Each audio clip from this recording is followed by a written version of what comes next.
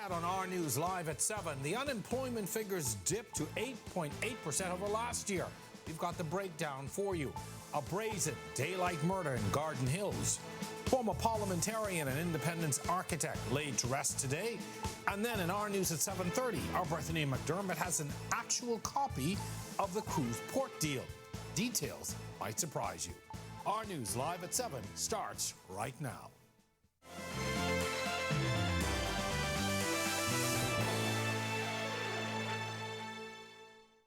Hello and welcome to our news live at 7. Thanks so much for joining us tonight. I'm Jerome Sawyer. A record-breaking number of police officers joined the ranks of the force. The graduation and passing out parade last night also a first for Rawson Square, and a well-known bishop is among the graduates. That story in about 5 minutes. But first, a dip in the unemployment numbers. The latest labor force survey shows an 8.8% decrease. Our Bethany McDermott has the breakdown tonight. More people are on the job this year as the labor force sees gains amid a post-pandemic economic boom. The preliminary results of the labor force survey reveals as of May 2023, there were 19,290 unemployed people in the country. This places the national unemployment rate at 8.8%. According to Bahamas National Institute Assistant Director Cipriano Winters, it's a slight drop over the past few years. But now the one that had the latest unemployment rate was in May of 2019, and at that time it was 9.8%. And so now it's 8.8% overall in the country. It further reveals the unemployment rate in New Providence stands at 8.9%, 10.8% in Grand Bahama, and 7.1% in Abaco. When examined by sex, the unemployment rate for men was higher, 9.1%, compared to 8.5% for women. The Institute only surveyed New Providence, Grand Bahama, Abaco, Bimini, North Eleuthera, Long Island, and San Salvador. This is the first labor force survey since 2019 ahead of the COVID-19 pandemic. As it relates to the employed labor force, that consists of 200,175 people. 61% were engaged in the private sector and 21% in the government sector. The percentage of self-employed with and without employees was highest in Abaco, 28%, while New Providence and Grand Bahama both registered 16%. Of interest is the fact that men dominated the self-employed categories. Reporting for Our News, I'm Bethany McDermott. Well, a judge ruling that the estate of a late police officer is entitled to his full salary, denied after he was accused of rape. And here's what happened. Constable Julian Outen joined the Royal Bahamas Police Force in 1998. He was interdicted and placed on half pay on March 8, 2007, following an accusation of rape. Outen remained interdicted until his death on February 4th in 2015. Now, the case was discontinued after he died. Personal representatives of Outen's estate, Alicia Outen and Edwin Burrows, sued the Attorney General and the Commissioner of Police, seeking salary payments owed to the dead officer. Chief Justice Ian Winder ruled the criminal case against the deceased ended at the date of his death. As the proceedings did not result in any conviction or punishment against him, he is entitled to the full amount of his salary, which he would have received had he not been interdicted. While police are looking into a brazen daylight shooting, the shooting victim gunned down outside his home in Garden Hills. The officer in charge of the Criminal Investigation Department, Chief Superintendent Michael Johnson, telling reporters the victim was on bail for serious crimes and under electronic monitoring. Sometime shortly before 1 p.m. today, we received information of a male being shot in this area. The information is that the victim had just pulled up at his residence when the occupants of a small white Japanese vehicle was parked directly opposite where the victim lived. Two males emerged from that vehicle, both armed with handguns, and they opened fire on the victim, fatally wounding him. The shooter, now murder accused, is said to have sped off from the scene in a getaway car. Johnson also warns against hanging out with suspects who are on bail. This is a trend that we continue to see. These persons who are out on bail becoming victims. And so I advise persons, if you are friendly with these persons who are out on bail for these serious matters, it could be your family, please be careful hanging with these persons or being around these persons because you could end up a casualty. 4 men could be headed to court next week to face drug charges. They were picked up in a $9 million cocaine bust overnight in Long Island. The bust happened during a joint op-ed operation between the Drug Enforcement Unit, the DEA, U.S. Coast Guard, and Long Island Police. The suspects include 3 Mexicans and a Bahamian, arrested at the Deadman's Key Airport around 1:30 this morning. Police Press Liaison Officer, Chief Superintendent Chrislyn Skippings fills in the details.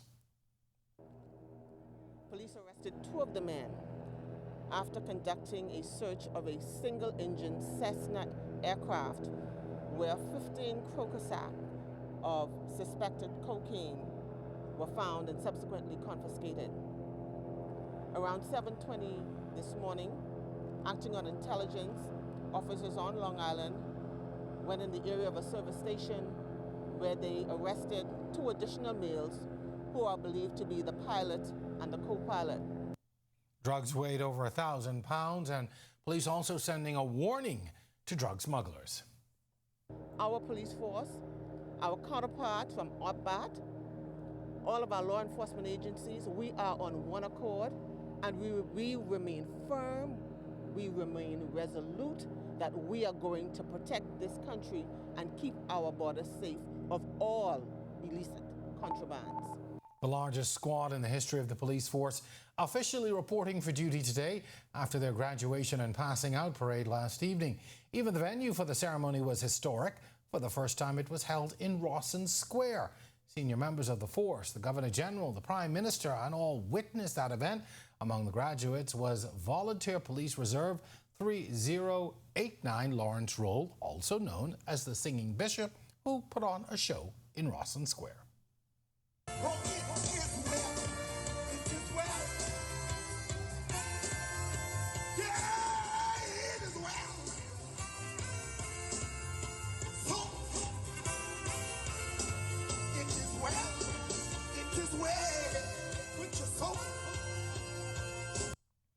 Of the 247 graduating officers, 229 were new recruits.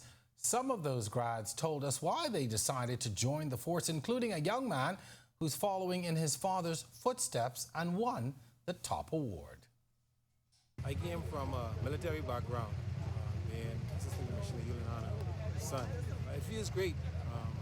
It was a shock once I heard my name because I know the competition was really high in my squad, but it was a great feeling. If you're like me, you're getting set for the weekend, and that means it's time for your first look at the temperatures. Meteorologist Ian McKenzie is standing by in the Weather Center tonight. Ian? Thanks, Jerome, and good evening, Bahamas. Here's your first look at weather for this TGI Friday. Currently outside our studios, we're under cloudy skies with a temperature of 85.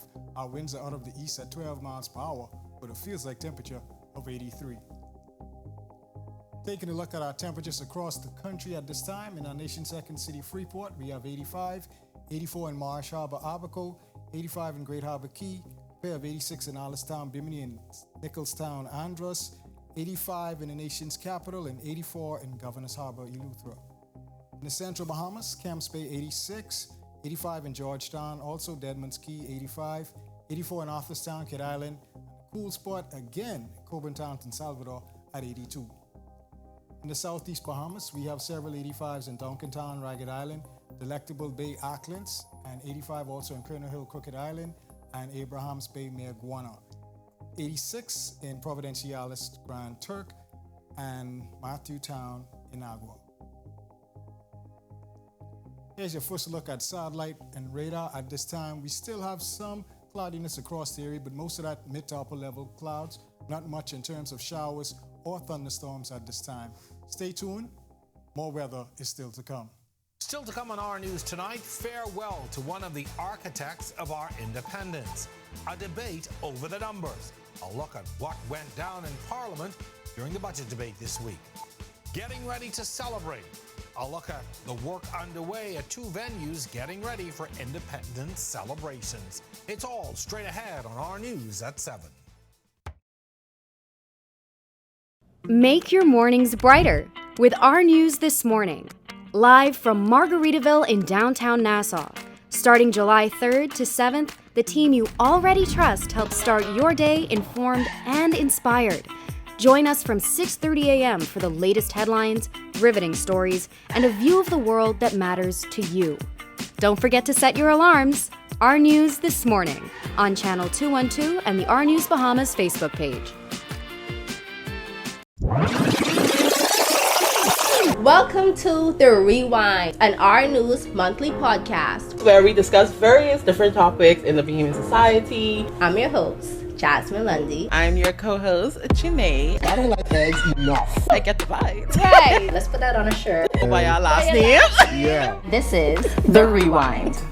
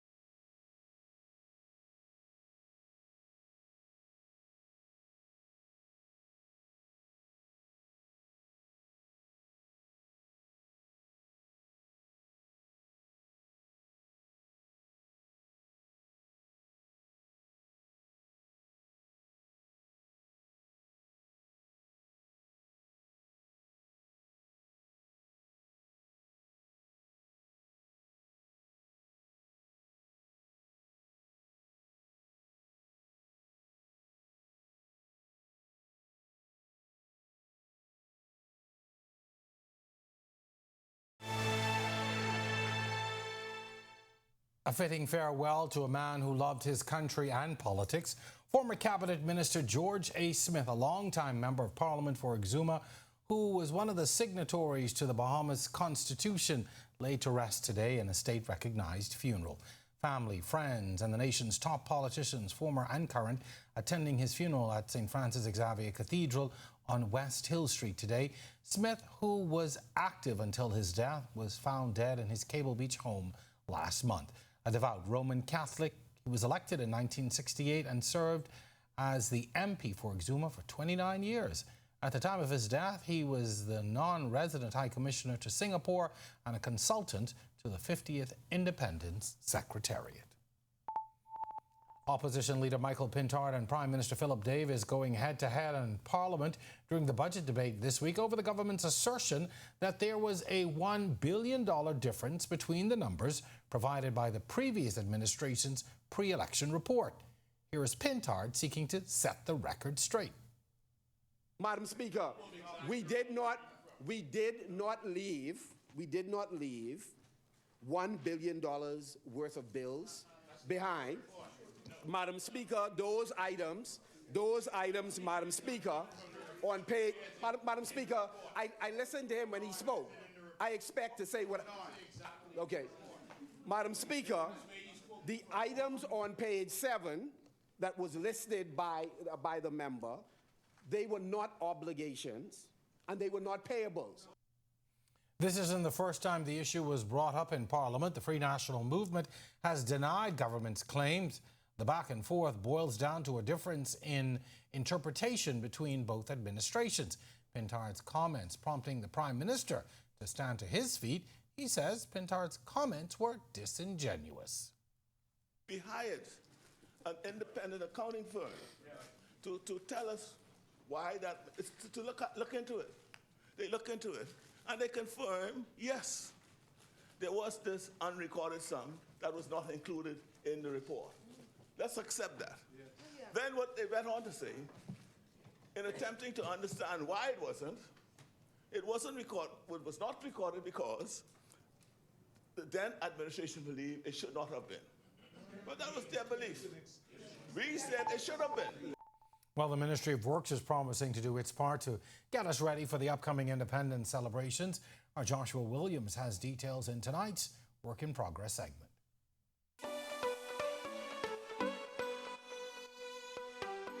Several venues for the 50th Independence celebrations getting facelifts in time for July 10th. Works and Utilities Minister Alfred Sayers recently telling Parliament that upgrades at Clifford Park will cost $2.7 million. Upgrades to the restrooms, construction of ramps for disabled accessibility, improvement to the parking facilities, both at the east and west entrances, VIP canopy covering and concrete bleacher seating, extension, drainage and sidewalk improvements, painting buildings, repair to the existing BPL substation at Clifford Park, fencing and gate improvements, landscaping, including repair to the main field. Sayers says these upgrades will benefit both residents and visitors. Clifford Park and the surrounding areas is in need of enhancement to create a facility that will benefit the thousands of citizens and visitors who use Clifford Park and its adjacent areas for daily exercise, recreational purposes, and gathering each year for the Independence Day celebration. And with the Bahama Games also on the horizon, Sayers says work is ongoing at the Thomas A. Robertson National Stadium. The facility should be ready for the Bahama Games. Yes. We worked very closely to ensure that it was ready for Carifta, which the minister and his team did an extraordinary job that I witnessed firsthand. There are additional works to be done prior to the Bahama Games, and a contract has been awarded to Mr. Stephen Knowles, well-known contractor. Yes. Reporting for Work in Progress for Our News, I'm Joshua Williams. When Our News comes back from the break, we turn our spotlight to stories making headlines around the world. As a relative of one of the Titan submersive victims calls for an investigation. Plus, the all clear given in St. Vincent following the passing of Tropical Storm Brett. But the damage and power outages remain. And imported from Haiti, the Turks and Caicos records its first case of cholera. The details when Our News returns.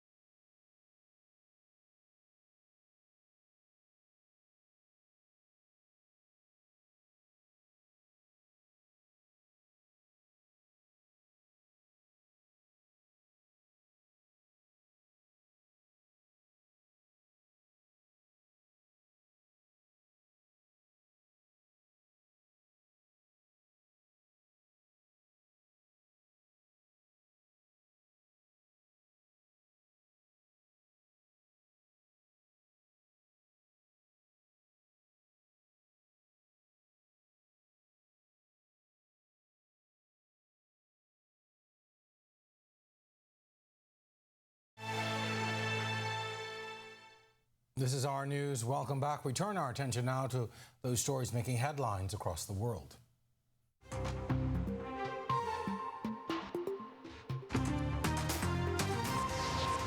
Cousin and goddaughter of British billionaire Hamish Harding has called for a full investigation into the deaths of 5 Titan submersible passengers following the catastrophic implosion.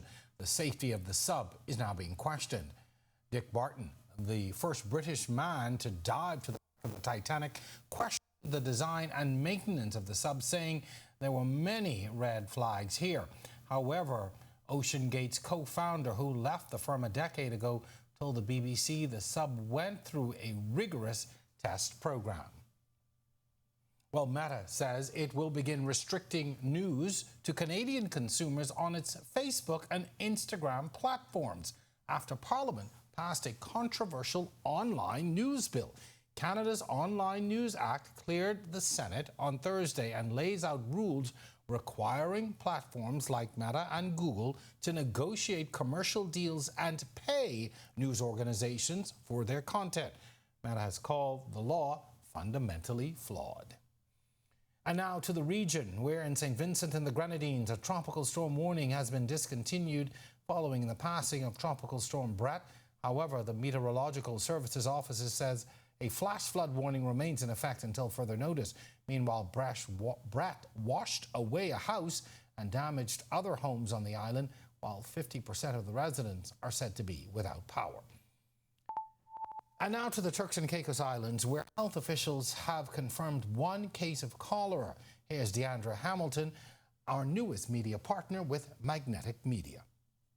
Haiti continues to struggle under the weight of a cholera outbreak, and with the Turks and Caicos Islands sourcing so many of its migrant workers from the Republic, there was always a real possibility that cholera could be imported. Well, on June 11th, CARFA confirmed one case in the Turks and Caicos Islands.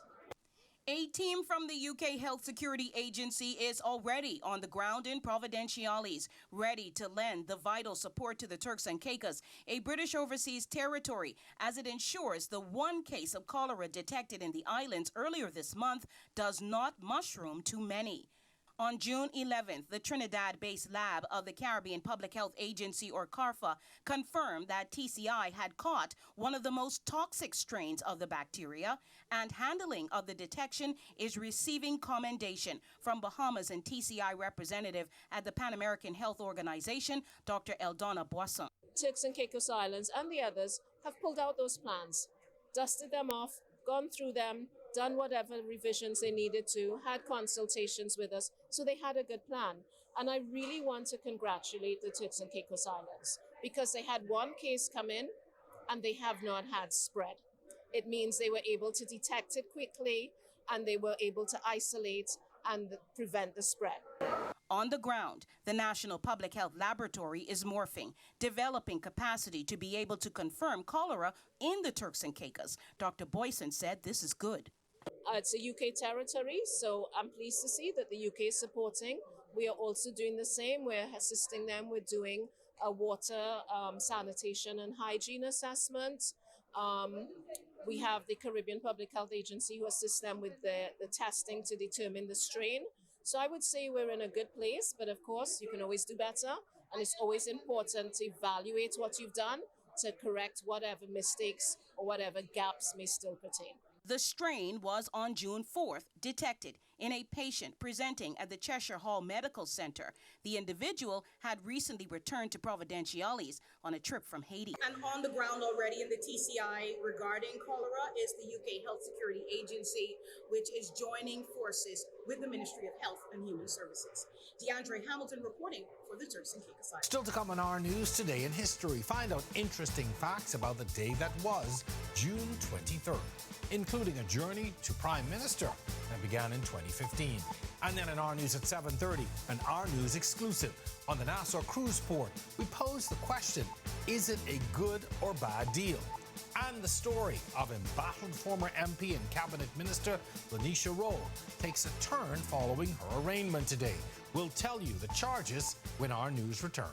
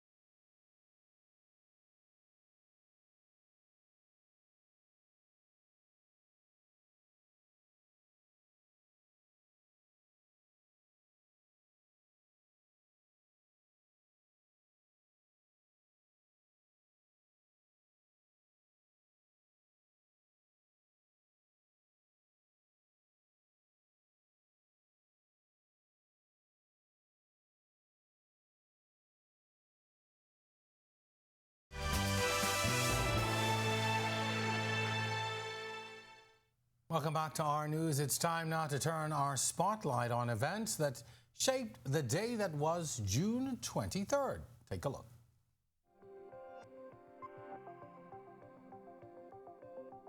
On this day in Bahamian history in 2012, while then Prime Minister Perry Christie met with cable and wireless executives to discuss the prospect of government regaining majority control of BTC, former President and CEO Leon Williams took a stab at the company as he questioned its intentions for the Bahamas. You've got to ask yourself, if you're not in control of the infrastructure and the technology of your country, how do you plan its economic development? Keeping in mind that as long as it is in the hands of private enterprises have to look out for their shareholders. They're in the business of making profit. Cable and Wireless did not come to the Bahamas because they loved the Bahamas, because they loved the people of the Bahamas. They came here to make money. That's business. Then in 2015, Philip Davis, who was then Deputy Prime Minister, declared he was ready for the job of Prime Minister. It came 2 days after then Tourism Minister Obi Wilshcombe signalled his intentions to lead the Progressive Liberal Party, once then leader and Prime Minister Perry Christie stepped down. I'm ready for the job. And what do you think you'll bring to the table? Me? I don't want to. I would like not to discuss that now because the vacancy is not there. And when the vacancy is there, then I'll talk about those things. Then, June 23rd, 2016, following the swearing in of the Free National Movement senators Dr. Dwayne Sands and Monique Gomez, former Prime Minister Hubert Ingram addressed questions about a possible return to frontline politics. This as the party was preparing for convention. Are you making a return to politics? When I have a statement to make, I'll tell you. Thank you. Good morning. What do you think of Minister's leadership so far? Have a good morning. And finally, in 2022, Prime Minister Philip Davis continued to champion the cause for climate change at the Commonwealth Heads of Government meeting in Rwanda. During a number of face-to-face meetings with other leaders, he publicly took on the lack of swift response from larger countries with the lion's share of emissions. I intend to get ours. I intend to get them to pay for what they've done to us. Conservative estimates from the Prime Minister put the recovery from climate change events at 45% of national debt. His speech at the Business Forum here on Wednesday was a call for support of the Commonwealth Blue Charter for solving ocean-related problems, as well as UN sustainable goals on ocean preservation. Globally, we think that we are continuing to sensitize the high emitters, that when the greenhouse gas they emit in their countries don't stay in their country.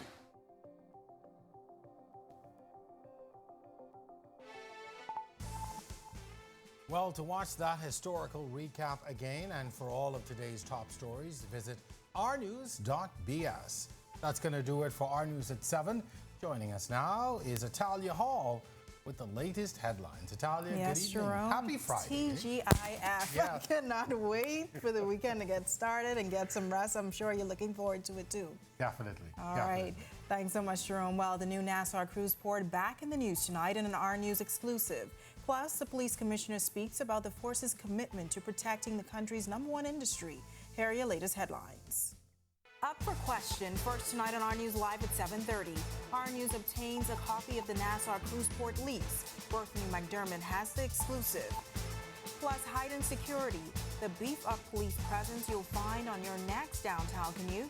International port security. They could wait anywhere in the world. Also, passing on citizenship. The former Attorney General tells us why Bahamian women deserve the right. And later, a major hurdle for a Grand Bahamian farmer who's calling for more support from regulators. Our News Live at 7:30 is back in a moment. Embrace.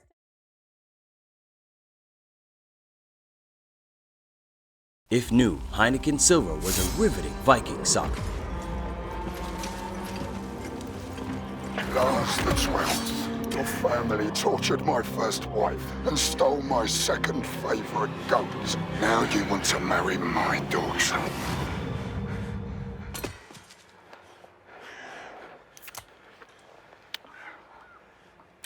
Okay. All the taste, no bitter endings. Smooth, fresh, Silver.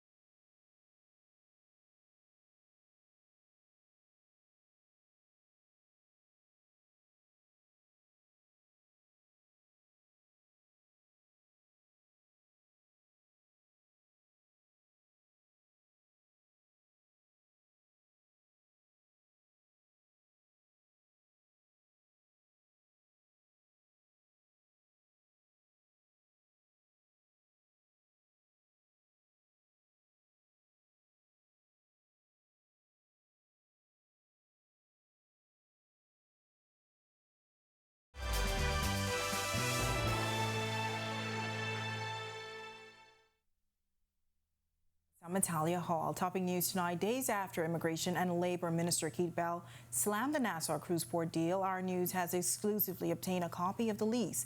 And there are some shocking revelations. One of them, the lease is void of a termination clause. Berthing McDermott takes a closer look. The lease dated August 28, 2019 reveals a number of commitments the government made to the Nassau Cruise Port.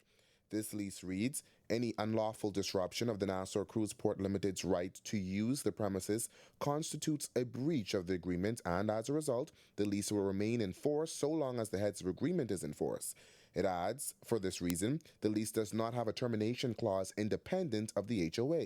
Additionally, if the agreement is terminated in line with the terms, the lease will be automatically terminated. However, in the event the terms of the agreement are extended, then the lease will be automatically extended. It says the Nassau Cruise Port has no obligations to make any payment outside of the annual lease charge of 50 cents per passenger movement to the government or any third party for using the premises. The lease also mandates that should government choose to change the purpose of the sidewalk on the southern boundary of the property, a 6-month written notice must first be given except for in the case of an emergency. It also commits to building, operating, and maintaining a modern and environmentally friendly cruise port. This latest revelation comes after Immigration Minister Keith Bell called it an F&M blunder and had some choice words about the deal. This is the worst deal in the history by any government and any administration in the history of the Commonwealth of the Bahamas. However, days later, Deputy Prime Minister and Tourism Minister Chester Cooper praised the cruise port, calling it a stunning achievement. Back in August 2019, the Minister's administration entered a 25-year-long lease with Global Ports Holding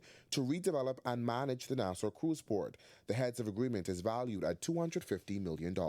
Reporting for Our News, I'm Berthany McDermott. Thanks, Berthany. Well, downtown will see a bump in police presence. That's according to Commissioner of Police Clayton Fernandez, who says there will be zero tolerance for crime when it comes to the bustling tourist hotspot. Our Joshua Williams has more. Police Commissioner Clayton Fernandez insists the country's tourism product must be protected. It came during his address to police recruits during Thursday's passing out ceremony. The commissioner announcing a select few of the recruits were trained to combat crime in the downtown area. Where over 30,000 tourists travel through our cruise port downtown on a daily basis. I am pleased to inform the Bahamian people that within this group of graduates, 100 officers, for the very first time, we have trained and certified international port security. 100 officers. In addition to manpower, they're also getting new vehicles. 4 brand new trucks, Mr. Deputy. And this will be accompanied with additional manpower will be added to the Tourism Policing Division to heighten the police visibility from Junkanoo Beach to the foot of the bridge. Fernando also reminding the new constables of the important role they have in the fight against crime. Expectation on you as a sworn officers make occasionally feel heavy. When others will flee from danger, you will be required to move closer and confront it. While others will retire to bed at night, you will be required to work the front lines. Reporting for Our News, I'm Joshua Williams. All right, thanks, Josh. Well, former Free National Movement Cabinet Minister Lanisha Rolle denied allegations of corruption at her arraignment in the Supreme Court today. Prosecutors allege that Rolle, while serving as the Minister of Youth, Sports and Culture, conspired with others to award fraudulent contracts worth over $700,000 between 2010 and 2021. She's also accused of accepting a bribe of $48,303 as a reward for granting a contract to GNC Landscaping for work at Grand Bahama Sporting Complex. Roll and her husband, Von Tenkin Roll, are accused of conspiracy to commit fraud concerning a contract awarded for work at the Kendall Isaacs Gymnasium. Wilfred Roll and Godfrey Barrows are accused of conspiracy to commit fraud by false pretenses for work at the South Beach pools. Their trial has been assigned to Justice Guillermina Archer Minnis. She will fix a trial date when they appear before her on July 5th. The coroner is investigating the death of a 59-year-old inmate who was found unresponsive inside his cell at the Bahamas Department of Corrections. Police say the body was found after 7 a.m. with injuries to the upper body. The inmate was on remand for vagrancy. Investigations are continuing. An 18-year-old from West Street is in police custody after an early morning shooting that left 2 men in hospital. Police say after 2:30 a.m. they were alerted by shot spotter technology to gunshots near Martin Street and Blue Hill Road. When officers arrived at the scene, they learned the 34 and 29-year-old victims were standing at the front of a business when a gunman walked up and opened fire. EMS transported the men to hospital where they are listed in stable condition. A former attorney general is weighing in on the recent announcement that the Passport Office will accept the applications of those impacted by the citizenship ruling. The Ministry of Foreign Affairs announced on Monday that the Passport Office will accept the applications of people impacted by the Privy Council ruling that stated under Article 6 of the Bahamas Constitution, all children born in the Bahamas out of wedlock to a Bahamian father and a foreign mother are Bahamians at birth. And while that may be good news for many, the former Attorney General Alison Maynard Gibson Casey says the government still has more work to do. I'm still urging very strongly, both administrations said that they would bring forth the legislation that would enable the children of Bahamian mothers, wherever they were born, and the spouses of Bahamian women to be equally have the right to become Bahamian citizens by law, not by the Constitution, which is a different thing. She says it's time to act, and the time for talk has been exhausted. I urge the government to keep its word and bring that legislation forward. I'm not grudging in any way the children born to Bahamian fathers, but I continue to regret and be very deeply concerned about the fact that there is this discrimination that continues to be perpetuated against Bahamian women. All right, newly released stats show the country's unemployment rate has dropped. We've got to look at the numbers in less than 5 minutes, but for now, we check in with meteorologist Ian McKenzie, who is in the Weather Center with your first look at temperatures. Ian? Thanks, Natalia, and good evening, everyone. Welcome to our TGI Friday forecast. Currently outside our studios, we're under cloudy skies with a temperature of 85. Our winds are out of the east at 12 miles per hour with a feels-like temperature of 80. Our first look at satellite radar imagery at this time. We have some cloudiness across the islands, but most of that, however, is just mid to upper level clouds. Not much in terms of low-level clouds, which would give you more of those showers or possible thunderstorm activity. Stay tuned. Your extended forecast and tropical weather outlook is still ahead. Still to come on our news, on the decline, a recent survey shows a drop in unemployment across the country. Also a major hurdle. A farmer in Freeport is calling on the Ministry of Agriculture for more assistance. Our Marlena Leonard is on the ground. And later, the Member of Parliament for West Grand Bahama and Bimini slamming the Hawksbill Creek Agreement. That story when our news returns. Stay with us.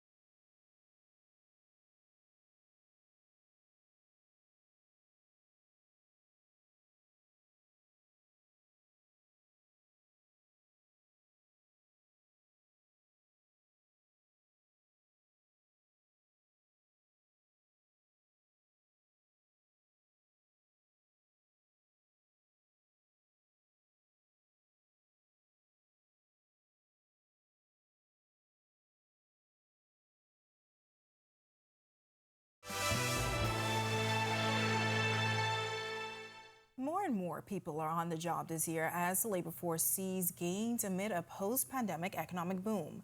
The national unemployment rate seeing a decrease since the last labor force survey, dropping to 8.8%.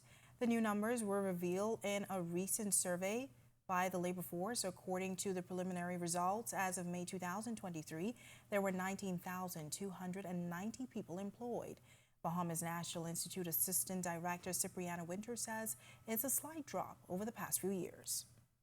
But now the one that had the latest unemployment rate was in May of 2019, and at that time it was 9.8%. And so now it's 8.8% overall in the country. Now, the Institute only surveyed New Providence, Grand Bahama, Abaco, Bimini, North Eleuthera, Long Island, and San Salvador. This is the first labor force survey since 2019 ahead of the COVID-19 pandemic. Now, the Department of Consumer Affairs handles rent matters, but when asked about the issue of rent control, they say there's a bit of a challenge when it comes to enforcement. Price Inspector and the Department of Consumer Affairs, Jason Johnson, says the Rent Control Act is outdated. The Rent Control Act needs some work. It's outdated. There is a ceiling of $75,000, and the Rent Control Act does not apply to anything above that. Johnson says most of their interactions involve mediating between landlords and tenants, and the Consumer Affairs Department gave out pamphlets advising the public on rent issues. Basically, the Rent Control Act, like I said, the rules and regulations are still there. What we do, we mediate based on the rules and regulations that are there between landlord and tenant, because landlords and tenants have certain rights that need to be adhered to. So we make sure that the landlords and tenants know what their rights are. While the push for growth in agriculture is going strong, one Freeport farmer tells Our News things can get a little complicated in the nation's second city. Our Marlena Leonard is in Grand Bahama today and has this report. As a Bahamian, my passport says I'm Bahamian. I pay VAT, I pay national insurance. I don't understand why I can't have a Bahamas government license in Freeport, but we're working on that right now. The concessions through things like My Gateway, through the Ministry of Finance, are all available for any agricultural license. Whilst I love my port authority, because I have been a Freeportonian, a Freeporter, all of my life, the agriculture is bigger than Freeport. That's Tiffany Dennison, owner and operator of Local Organics Limited, an aquaponic farm in Freeport. She tells us while most Family Island farmers can enjoy the myriad of new services from the Ministry of Agriculture available on My Gateway, aspiring farmers in Freeport still have a major hurdle. One of the problems I've come across, though, is it's for the out islands, and of course we are considered an out island in Grand Bahama. Freeport seems to be its own entity. We are being told that we're barred from getting a business license, Bahamas government business license, because we're in Freeport. And so we are to only get a Port Authority license. As a council for over 20 years, I know that's not legally correct. And I think that Freeport needs to promote agriculture as much as anybody else. Dennison says if we are serious about growing and encouraging agriculture, we have to work through some of the more exclusionary red tape, like expensive licenses. But it would be nice for Freeport to be able to promote that. Unfortunately, the current license with the Port Authority is not affordable, and that's something the Port Authority is graciously looking at. In Grand Bahama, reporting for Our News, I'm Marlena Leonard. All right, thanks, Marlena. Amid the ongoing saga between government and the Grand Bahama Port Authority, during his contribution to the 2023-2024 budget debate, Member of Parliament Obi Wilchcombe speaking about the history of Grand Bahama and the Hawksbill Creek Agreement, which he says he's always had an issue with. When I hear the Prime Minister say change, change, Prime Minister is now following what Sir Lyndon said about bend or break. Now he is change must happen. Change must happen, Madam Speaker. And we're forgetting that when the Hawksbill Creek Agreement was signed August 4th, 1955, it was a bad deal. It was a bad deal. Terrible. We gave away my land.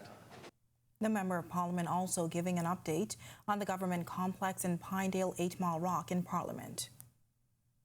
Many would not understand or not even have an appreciation as to why we are building the administrative complex in 8 Mile Rock, Grand Bahama right now. That is now completed.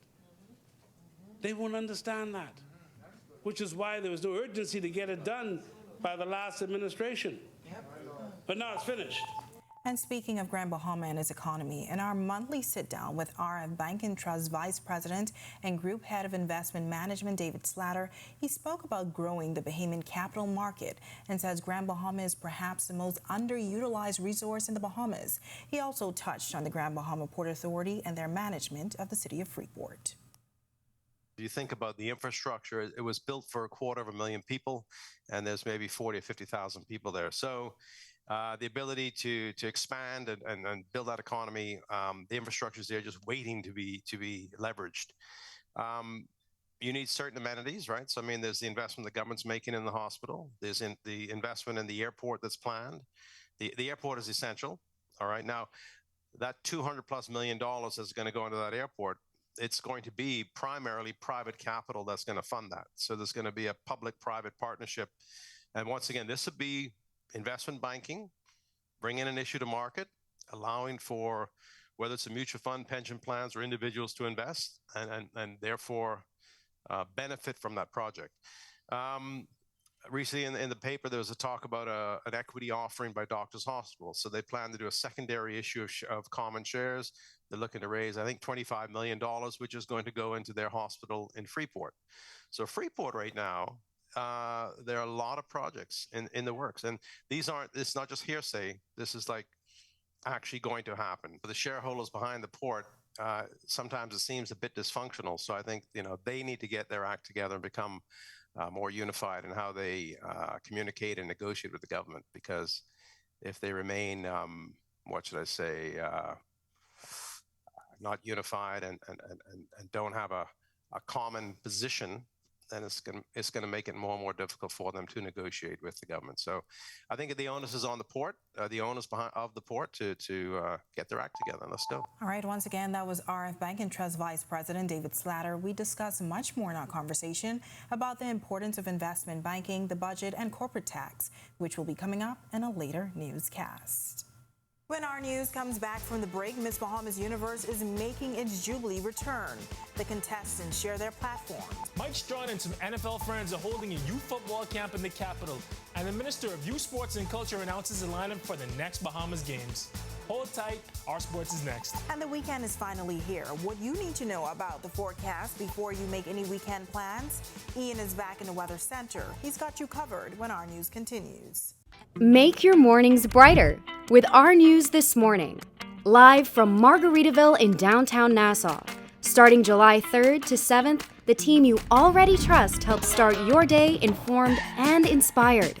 Join us from 6:30 a.m. for the latest headlines, riveting stories, and a view of the world that matters to you. Don't forget to set your alarms. Our News This Morning on Channel 212 and the Our News Bahamas Facebook page.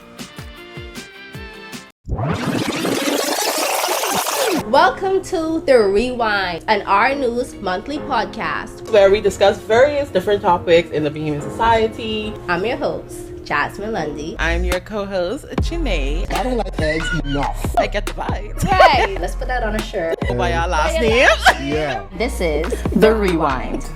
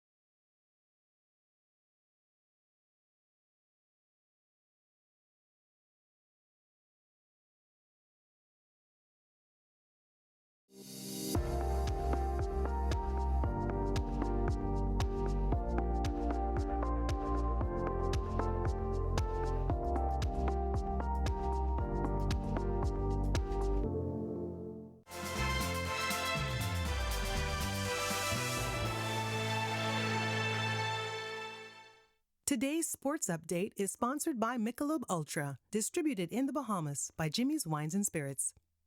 Our news, welcome back. A youth football camp is scheduled for tomorrow, and the Bahamas game schedule announced. Here's Tage Adderley with a check on sports. Tage? Thanks, Natalia. Happy Friday. I'm Tage Adderley here to finish off your weekend strong with some sports. We told you yesterday about Mike Strawn's camp in Grand Bahama. He's bringing his NFL friends to the capital tomorrow. Mike Strawn and a number of NFL stars are headed to the capital on Saturday for the Bahamas All-Pro Weekend Football Camp.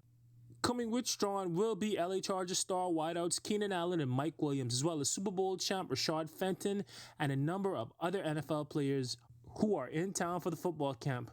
The camp is for children ages 7 to 18 and will be held at the Thomas A. Robinson Stadium. This is the second straight All-Pro camp, so if you want to meet some NFL players, that's the place to be.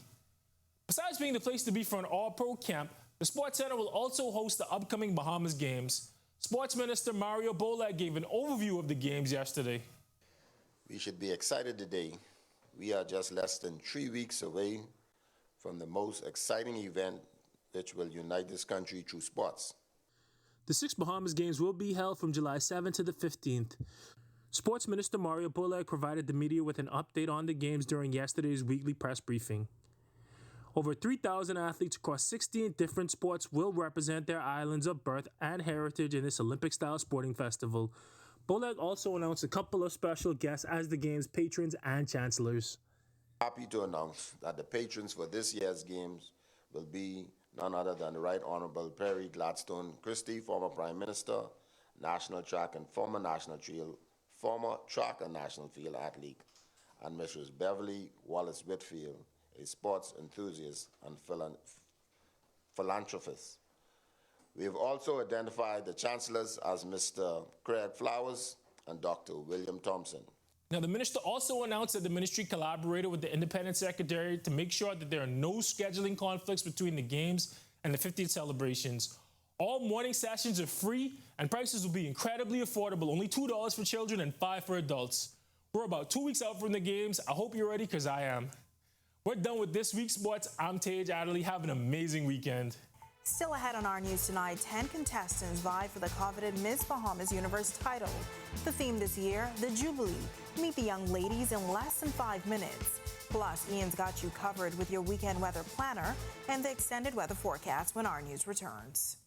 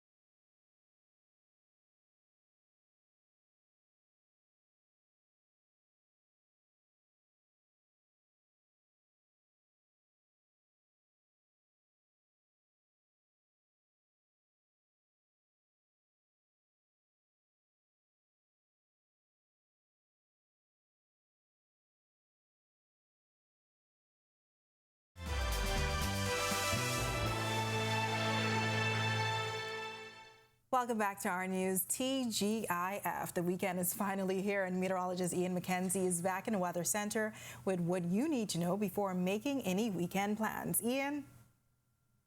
Thanks, Natalia. Welcome back, everyone, to our extended forecast.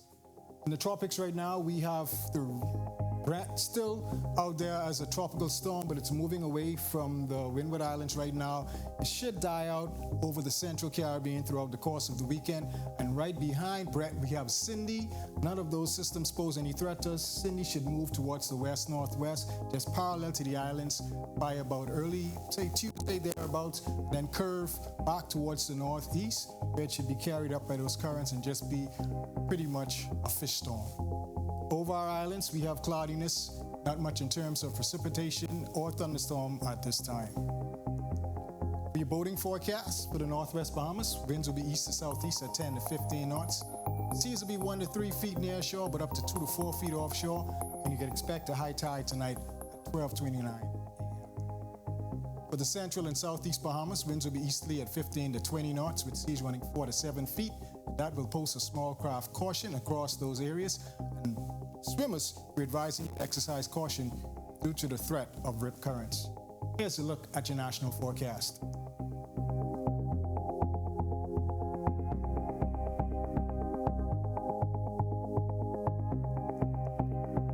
And in your extended forecast, we have 1 or 2 showers hanging around pretty much through mid next week.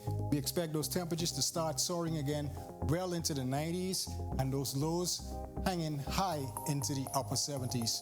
That's a wrap on your TGI Friday forecast. Have a great weekend, everyone. Take care. Thanks so much, Ian. Miss Bahamas Universe is back and scheduled to happen in 2 weeks under the theme, The Jubilee. Our news spoke to several of the contestants who shared their enthusiasm and inspiration behind their platforms this year. To be an inspiration for mainly my little cousins. I have a lot of little cousins, and I do want to be an inspiration for them, someone for them to look up to. I suffer from PCOS, which makes it difficult for women to have children, and it runs in my family, and I've always wanted to open more minds up to adoption. In the Bahamas, we don't give a lot of importance to modern languages, and particularly as a touristic nation, I think it would be extremely beneficial for more of our Bahamians to really delve into modern languages. Well, Public Relations Officer for the organization, Aaliyah Colley-Moore, says she is seeing growth in the ladies so far. The pageant process takes about 8 weeks this year, and from day one, the ladies have shown tremendous growth. Every weekend, they are in the studio, they are practicing their walks, they attend Toastmasters, they attend etiquette courses. So they have truly grown since day one, and I am so excited to see who will be crowned the next Miss Bahamas Universe. All right, and to see that story again, you can visit ournews.bs. And with that, we thank you for joining us for our news tonight. On behalf of the entire team, I'm Natalia Hall. We'll see you tomorrow night. Have a great weekend.